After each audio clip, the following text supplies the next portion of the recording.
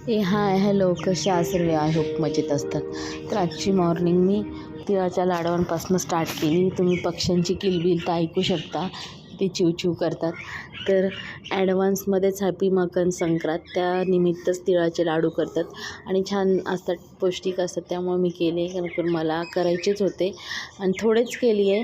तुमच्याशी तरी मी शेअर केली, पण टेस्टी झाले. तुम्ही नक्की करून बघा. तर तुम्ही पण नक्की करून बघा. तर मी तीळ पूर्णपणे भाजून घेतलेले आहे, सफेद तिळाला ब्राऊन करून घेतलेलं आहे आणि शेंगदाणे बेसिक भाजली आहे. तर एक मिक्स करून ठेवले. थंड झाल्यानंतरच वाटून घ्यायचं तुम्ही.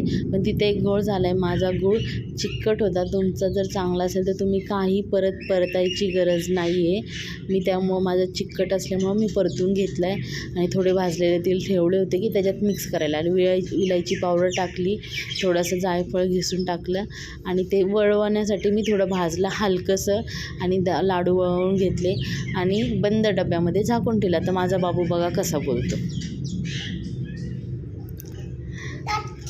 आणि खरंच खूप टेस्टी झाले होते, खूप छान झाले होते. तुम्ही पण नक्की करून बघा. मी थोडेच केले होते, मी परत एकदा बनवणार आहे. माझ्या बाबूला खूप आवडले. तुम्हाला आवडले का नक्की सांगा. Bye, subscribe.